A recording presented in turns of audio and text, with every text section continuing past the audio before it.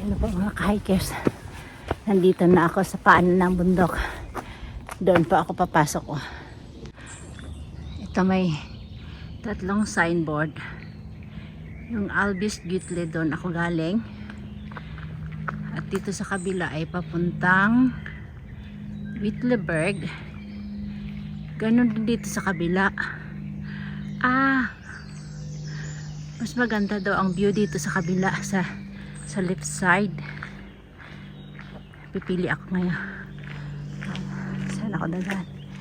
Dito na lang ako sa left side. Maganda daw ang view dito eh. Ako galing sa likod. Yan naman ang aakyatin ko. At saka kailangan madami kayong baon tubig. Tapos pag uminom kayo ng tubig, wag yung isang inumin lang, yung paunti-unti. Ganon. Kaya meron akong ganito. Sinisip-sip ko lang pag every 15 minutes sisip-sip ako. Yung mabasa lang yung lalamunan mo. Wag yung biglang pag-inom, hindi maganda. Meron pa yun. Iikot pa yata ako sa kabila.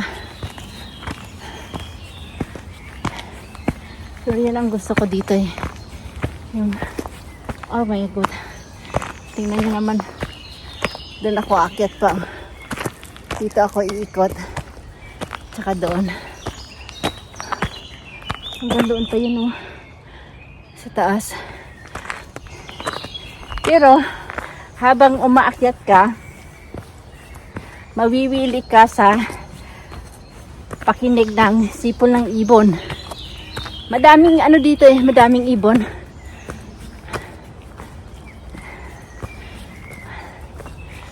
Patayin ko muna, hinihingal ako ng gusto. Pataas ng pataas kasi. Ang bilis kasi ng tibok ng puso mo pag mataas ang elevation. Ikot na naman ako. Mga ka-hikers, nakita akong upuan. Pahinga muna ako at ako'y kakain ng aking lunch. 12:20 na. Kain po tayo. Tapos na ako kumain. Pakita ko yung view sa baba. May highway doon sa baba.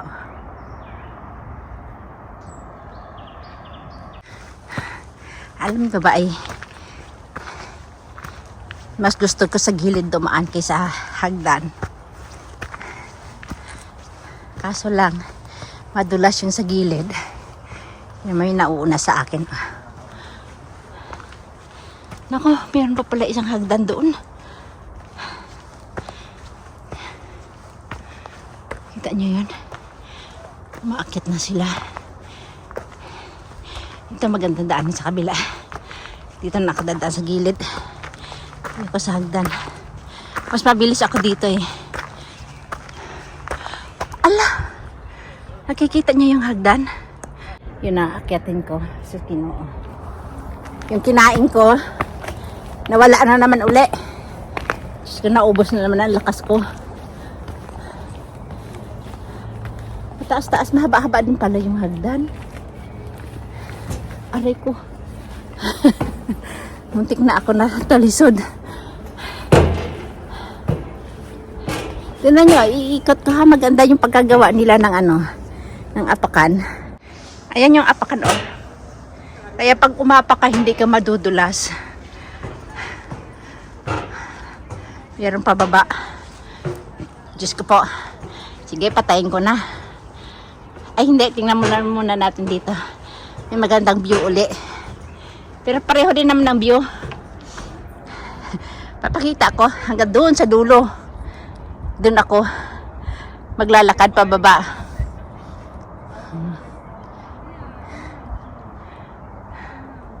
Akala ko wala masyadong nang dumadaan dito. Madami din pala. Bila may nauna na sa aking 4. Mabagal ako. Pahinga muna ako. Sumakit ang tuhod ko. Ay, Diyos ko po, Ginoo.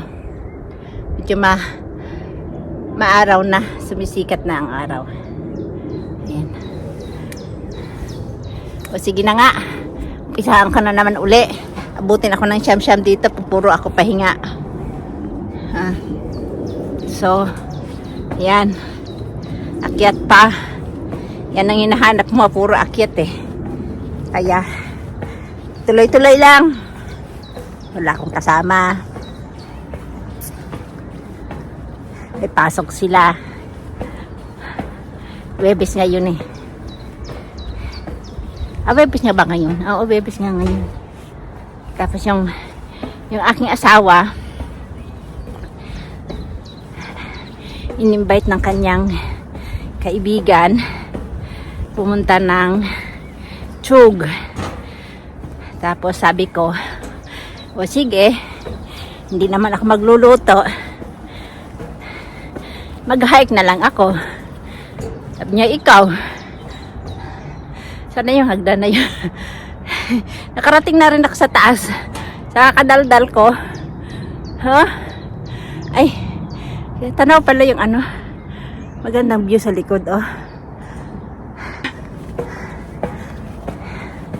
Pero pagdating dito, yan na naman ang lalakaran nyo, pabato na maliliit. Pero tingnan nyo, may mushroom doon, oh. Laki, ano. Saan naman ako lulusot? Ayun. Kasi dito meron ding way, oh. Meron siguro yung ibang gumagawa ng kanilang sariling daan. Isang beses, dun sa kabilang side, gumawa ako ng sarili kong daan. Naku po, nagkaligaw-ligaw ako. Dumaan ako sa mahirap sa bangin. Simula noon, di na ako umulit. Lagi ko na sinusunod yung sign. Nandito na ako sa taas. Ayun. Napakita ko saan ako lulusot. Doon ako lulusot. Patag na patag na. Nasa taas na ako. Nakuha ko siya ng ano, na nasa 1 oras yung inakyat ko rin. Hindi ko alam kung ilang taas nito. Kasi pag doon sa kabila, pag doon ako dumaan, pag inakyat ko hanggang doon sa tuktok, nasa 400 plus yun aakyatin mo. Eh dito medyo siguro nasa 200 plus o 300. Tapos pupunta ako pakaliwa. At ayun, iikot ko. Meron siyang hagdan dito sa kabila. Hindi ko alam ang lusot niyan kung saan. Ito diretso dito. Ano kaya lusot nito? Try ko nga umakyat dito, ano. Tapos, pag mali ako mamaya, bababa ako. Tingnan ko nga, sige, akyat ako dito. Itong akyat na naman ng hagdan na naman. Ha? Pero okay ang pagkagawa nila ng hagdan.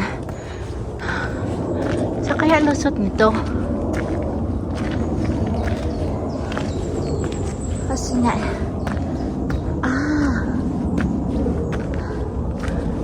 shortcut ba ito? Saan papunta ito? Saan ang lusot nito? Hala, doon sa kabila. Saan ang lusot nito? Sige na, dito na lang ako dadaan. Tingnan natin kung saan ang lusot. Pero yung way ko naman dito papunta. Pero doon sa kabila dapat ako, meron na yun doon daan sa taas. Tingnan natin kung dito nga lusot niyan. Diyos ko po, konti lang na yung hagdan inakyat ko. Hiningal na naman ako. Dito ako sa gilid dadaan.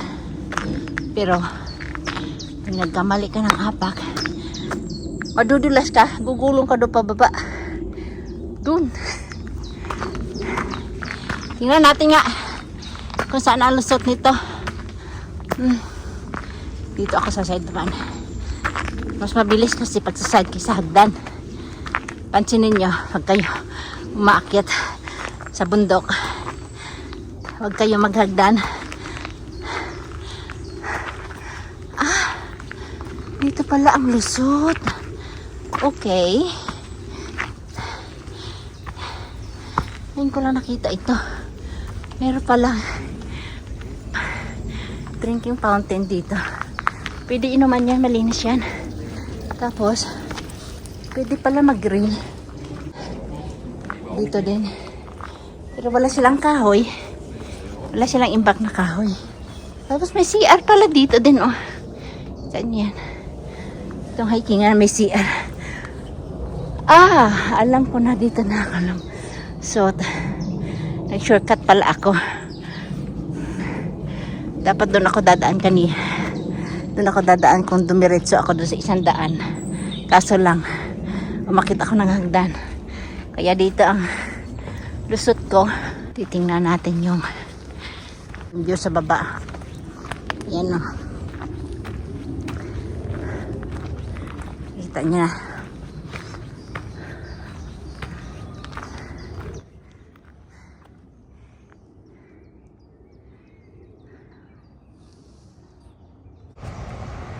Dito pala may lusatit papuntang Limeback. 55 minutes lang lalakarin.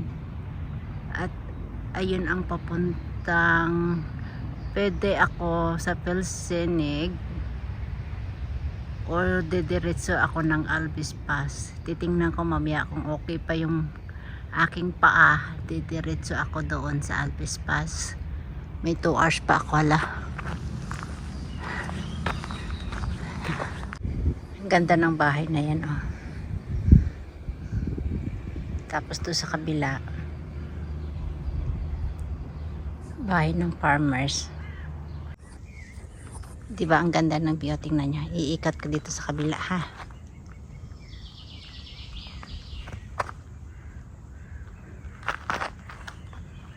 Ayan ang daan. Meron din naglalakad doon sa unahan. Yan, may signboard na naman ako dito. Papuntang Albis Pass, meron pa akong 1 hour and 50 minutes. Ito ang dadaanan ko. Pababa. Sana hindi madulas. Opla.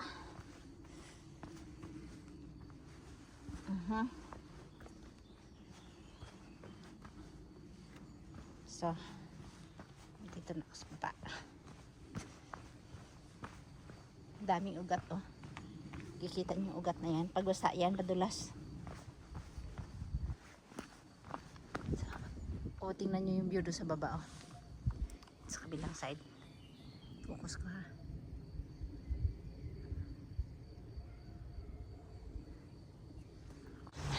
Diretso doon sa baba.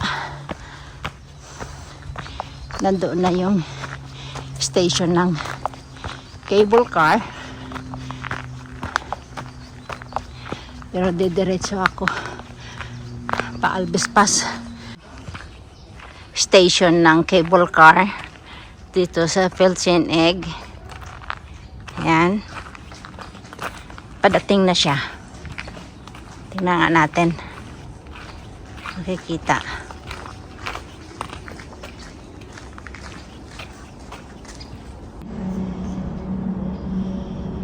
Nakasalubong yung cable car. Papuntang Albis Pass, meron pa akong 1 hour and 20 minutes. 4 kilometers pa. Ito yung restaurant, oh. Close siya. Kaya minsan nga, mabuti pa yung magbabaong ka ng sandwich kasi hindi mo sure kung bukas yung restaurant. Ngayon dito ang way ko.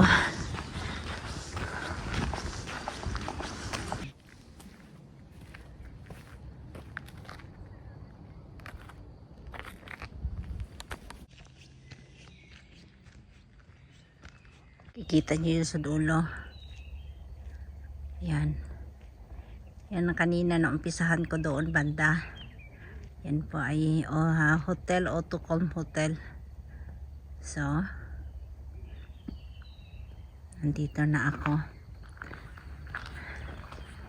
Tingnan natin yung view dito sa kabila.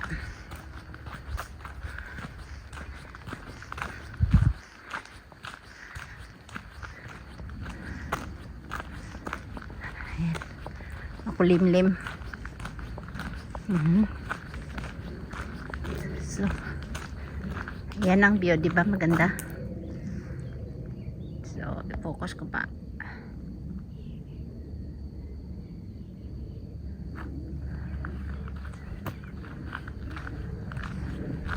Wala na si Lolo. Iniwan na ako. Ang bilis nun ah.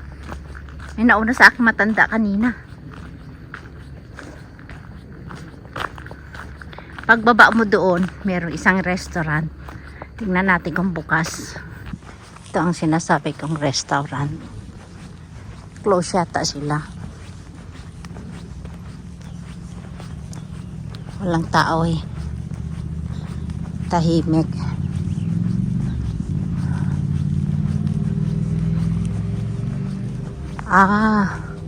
Open sila Sabado at Linggo. Kaya pala tahimik. So dito ako diretso lalakad. Sana last na ito. Last na yung aakyatin ko, may. Kanina pa ako lakad ng lakad. Meron pa akong 45 minutes. Nasa 4 kilometers pa yon. Kaya pa. Mararating ko na yung gusto kong tapusin. Albis Pass. Pero tingnan nyo naman, dumidilim na naman ang langit. So, pero sa kabilang side, kulay blue. Dito na yung end ko. Albis Pass na ito.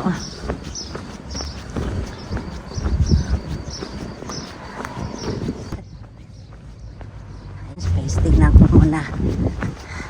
Tingnan muna natin yung end nito. Palapit ata siya dito. Ayan.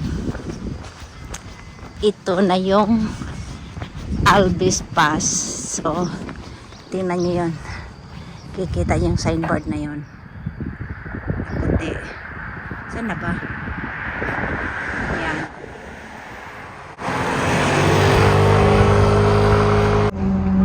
Tingnan nyo mula pala dito papuntang Witlibig 3 hours. So,